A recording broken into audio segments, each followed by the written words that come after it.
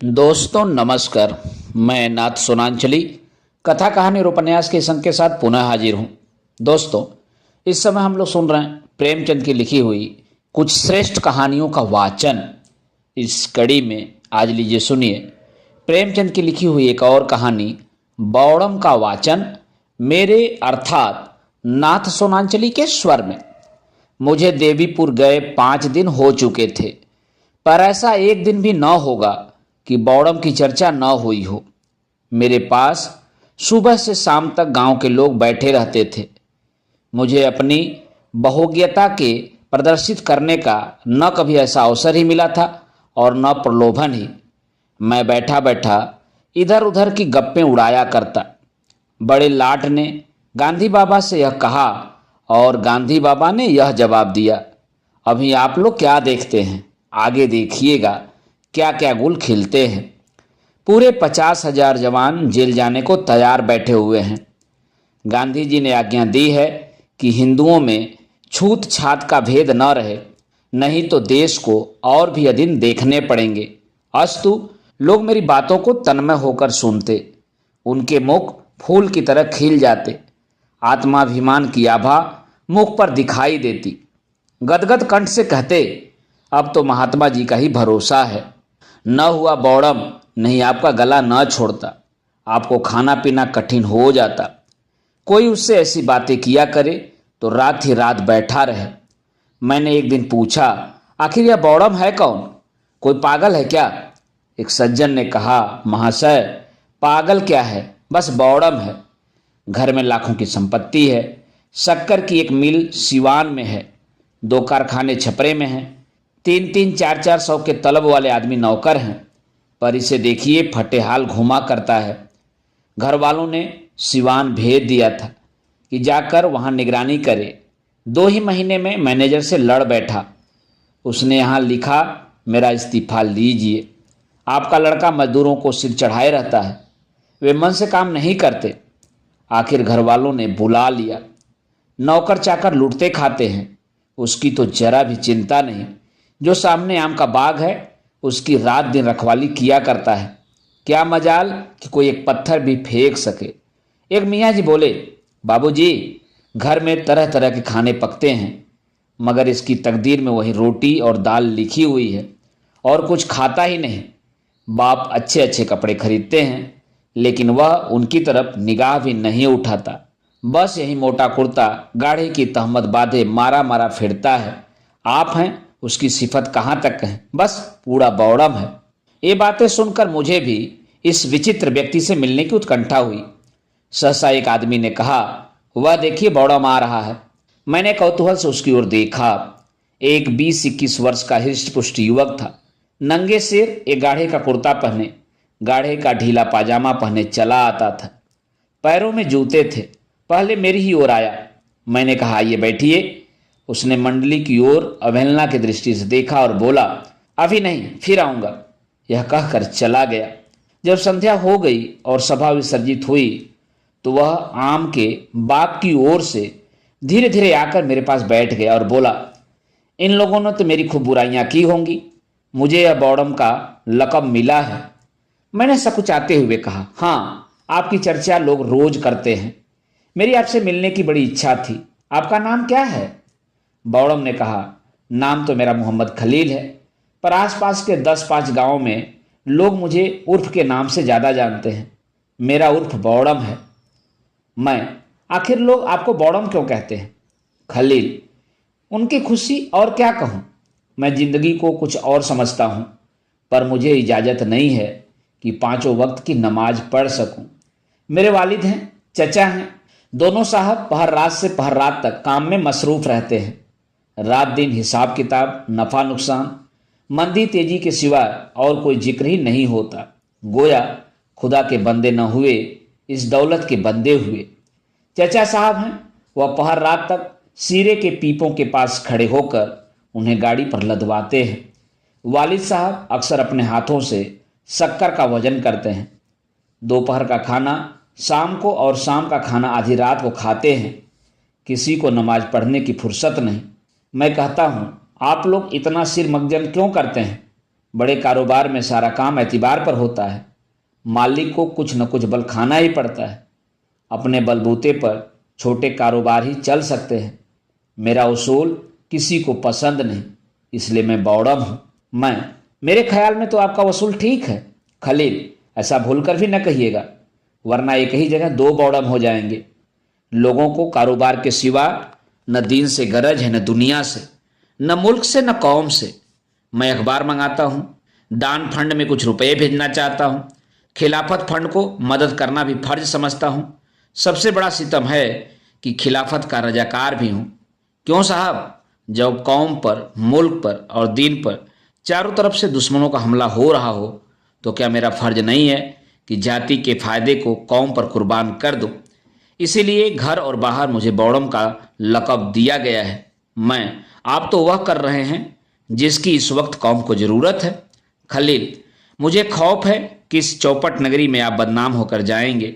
जब मेरे हजारों भाई जेल में पड़े हुए हैं, उन्हें गजी का गाढ़ा तक पहनने का मैसर नहीं, तो मेरी गैरत गवारा नहीं करती कि मैं मीठे लुकमे उड़ाऊं और चिकन के कुर्ते पहनूं जिनकी कलाइयों और मुड्ढों पर सिजनकारी की गई हो। आप यह बहुत ही मुनासिब कहते हैं। अफसोस है कि और लोग आपका त्याग करने के काबिल नहीं। खलील, मैं इसे त्याग नहीं समझता, न दुनिया को दिखाने के लिए अभेस बना के घूमता हूं। मेरा जी ही लज्जत और शौक से फिर गया है। थोड़े दिन होते हैं वालिद ने मुझे सिवान के मिल में निगरानी के लिए भेजा। मैंने वहां जाकर देखा तो इंजीनियर साहब के खानसा में बैरे, मेहतर, धोबी, माली, चौकीदार सभी मजदूरों की जेल में लिखे हुए थे। काम साहब का करते थे, मजदूरी कारखाने से पाते थे।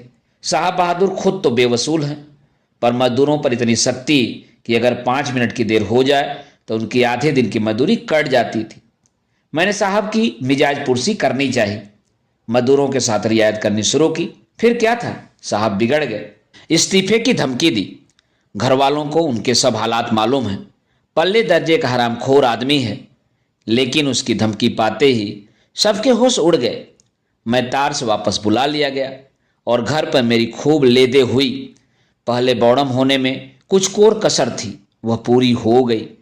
न जाने साहब से लोग क्यों इतना डरते हैं। आपने वही किया जो इस हालात में मैं भी करता, बल्कि मैं तो पहले साहब पर गबन का मुकदमा दायर करता, बदमाशों से पिटवाता, तब बात करता। ऐसे हरामखोरों की यही सजाएं हैं। खलील, फिर तो एक और दो हो गए। अफसोस यही है कि आपका यहाँ कयाम न रहेगा। मेरा जी चाहता है कि चंद रोज आपके साथ रहूं। मुद्दत के बाद आप ऐसे आदमी मिले हैं जिससे मैं अपने दिल की बातें कह सकता हूँ। इन गवारों से मैं बोलता भी नहीं। मेरे चाचा साहब को जवानी में एक चमारिन से ताल्लुक हो गया था। उसके 2 बच्चे, एक लड़का और एक लड़की पैदा हुए। चमारिन लड़की को गोद में छोड़कर मर गई। तब से इन दोनों बच्चों की मेरे यहाँ वही हालत थी जो यतीमों की होती है। कोई बात न पूछता था, उनको खाने पहनने को भी न मिलता था। बेचारे नौकरों के साथ खाते और बाहर झोपड़े में पड़े रहते थे। जनाब, मुझसे यह न देखा गया। मैंने उन्हें दस्तरखान पर खिलाया और अब भी खिलाता हूँ। घर में कोहराम मच गया, जिसे देखिए मुझ पर त्योरियां बदल रहा है, मगर मैंने परवाह न की। आखिर है वह भी तो हमारा ही खून, इसलिए मैं बौड़म कहलाता हूँ। जो लोग आपको बौड़म कहते हैं वो खुद बौड़म हैं। खलील जनाब, इनके साथ रहना अजीब है। शाह काबुल ने कुर्बानी की मुमानियत कर दी है। हिंदुस्तान के उलेमा ने भी यही फतवा दिया है, पर यहाँ खास मेरे घर कुर्बानी हुई। मैंने हर चंद बाबेला मचाया, पर मेरी कौन सुनता है। उसका कफारा या प्रायश्चित मैंने यह अदा किया कि अपनी सवारी का घोड़ा बेचकर 300 फकीरों को खाना खिलाया, और तब से कसाईयों को गायें लिए जाते देखता हूँ तो कीमत देकर खरीद लेता हूँ। इस वक्त तक 10 गायों की जान बचा चुका हूँ। वे सब यहाँ हिंदुओं के घरों में हैं, पर मज़ा यह है कि जिन्हें मैंने गायें दी है वे भी मुझे बौड़म कहते हैं। मैं भी इस नाम का इतना आदी हो गया हूँ कि अब मुझे इससे मोहब्बत हो गई है। आप जैसे बौड़म काश मुल्क में और ज़्यादा होते। खलील, लीजिए, आपने भी बनाना शुरू कर दिया। यह देखिए, आम का बाग है, मैं उसकी रखवाली करता हूँ। लोग कहते हैं जहाँ हजारों का नुकसान हो रहा है वहाँ तो देखभाल करता नहीं, जरा सी बगिया की रखवाली में इतना मुस्तैद। जनाब, यहाँ लड़कों का यह हाल है कि एक आम तो खाते हैं और 25 आम गिराते हैं। कितने ही पेड़ चोट खा जाते हैं और फिर किसी काम के नहीं रहते। मैं चाहता हूं कि आम पक जाएं, टपकने लगे, तब जिसका जी चाहे चुन ले जाए। कच्चे आम खराब करने से क्या फायदा, यह भी मेरे बौड़मपन में दाखिल है। ये बातें हो ही रही थी कि सहसा 3-4 आदमी एक बनियों को पकड़े घसीटते हुए आते दिखाई दिए।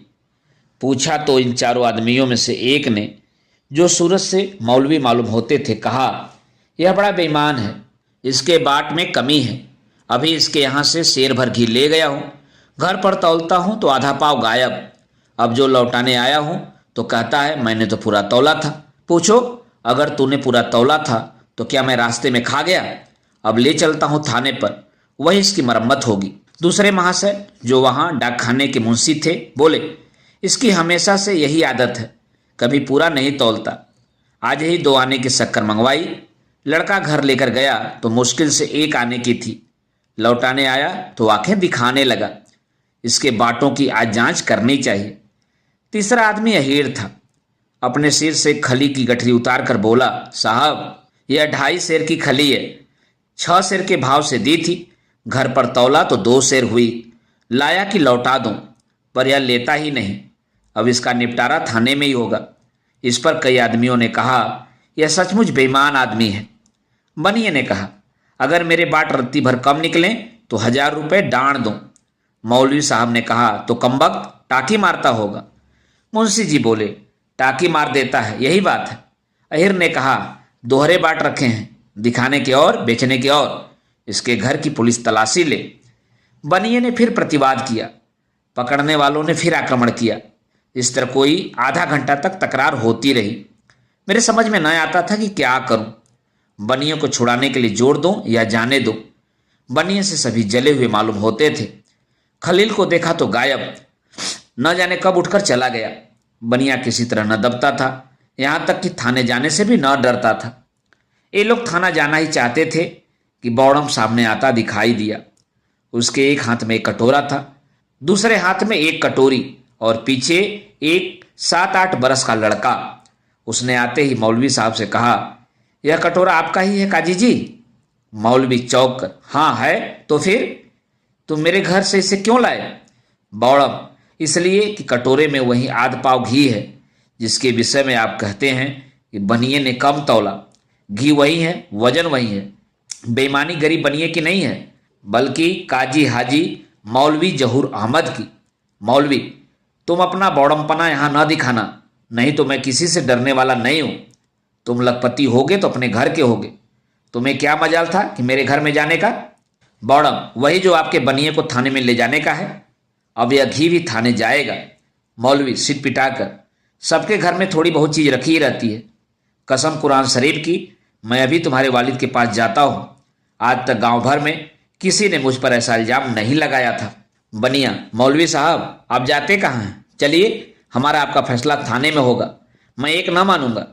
कहलाने को मौलवी दीनदार ऐसे बनते हैं कि देवता ही हैं, पर घर में चीज रखकर दूसरों को बेईमान बनाते हैं। यह लंबी दाढ़ी धोखा देने के लिए बढ़ाई है। मगर मौलवी साहब न रुके, बनिए को छोड़कर खलील के बाप के पास चले गए, जो इस वक्त शर्म से बचने का सहज बहाना था। तब खलील ने अहिर से कहा, क्यों बे, तू भी थाने जा रहा है? चल मैं भी चलता हूं, तेरे घर से यह शेर भर खली लेता आया हूं। अहिर ने मौलवी साहब की दुर्गति देखी तो चेहरे पर हवाइयां उड़ने लगी। बोला, भैया जवानी की कसम है, मुझे मौलवी साहब ने सिखा दिया था। खलील, दूसरों के सिखाने से तुम किसी के घर में आग लगा दोगे? खुद तो बच्चा दूध में आधा पानी मिला मिला के बेचते हो, मगर आज तुमको इतनी मुठ मर्दी सवार हो गई कि एक भले आदमी को तबाह करने पर आमादा हो गए। खली उठाकर घर में रख ली और उस पर बनिया से कहते हो कि कम तौला। बनिया, भैया मेरी लाख रुपए की इज्जत बिगड़ गई, मैं थाने में रपट किए बिना न मानूंगा। अहीर, साहू जी अब की माफ करो, नहीं तो कहीं का न रहूंगा। तब खलील ने मुंशी जी से कहा, कहिए जनाब, आपकी कलई खोलूं या चुपके से घर की राह लीजिएगा? मुंशी, तुम बेचारे मेरी कलई क्या खोलोगे? मुझे भी यही समझ लिया कि मैं तुम्हारी भपकियों में आ जाऊंगा। खलील लड़के से, क्यों बेटा, तुम शक्कर लेकर सीधे घर चले गए थे? लड़का मुंशी जी को सशंक नेत्रों से देखकर, बताऊंगा। मुंशी, लड़के को जैसा सिखा दोगे वैसा कहेगा। खलील, बेटा अभी तुमने मुझसे जो कहा वही फिर कह दो। लड़का, दादा मारेंगे। मुंशी, क्या तूने रास्ते में शक्कर फाँक ली थी? लड़का रोने लगा। खलील, जी हाँ, इसने मुझसे खुद कहा, पर आपने उससे तो पूछा नहीं। बनिए के सिर हो गए, यही शराफत है। मुंशी, मुझे क्या मालूम था कि उसने रास्ते में यह शरारत की। खलील, तो ऐसे कमजोर सबूत पर आप थाने क्यों कर चले थे? आप गंवारों को मनी ऑर्डर के रुपए देते हैं तो उस रुपए पर 2 आने अपनी दस्तूरी काट लेते हैं, टके के पोस्ट कार्ड आने में बेचते हैं। जब कहिए तब साबित कर दूं। उसे क्या बेईमानी नहीं समझते हैं? मुंशी जी ने बौड़म के मुंह लगना मुनासिब न समझा। लड़के को मारते हुए घर ले गए। बनिए ने बौड़म को खूब आशीर्वाद दिया। दर्शक लोग भी धीरे धीरे चले गए। तब मैंने खलील से कहा, आपने इस बनिए की जान बचा ली, नहीं तो बेचारा बेगुनाह पुलिस के पंजे में फंस जाता। खलील, आप जानते हैं कि मुझे क्या सिला मिलेगा? थानेदार मेरे दुश्मन हो जाएंगे, कहेंगे यह मेरे शिकारों को भगा दिया करता है। वालिद साहब पुलिस से थरथर कांपते हैं, मुझे हाथों लेंगे कि तू दूसरे के बीच में क्यों दखल देता है। यहाँ यह भी बौड़मपन में दाखिल है।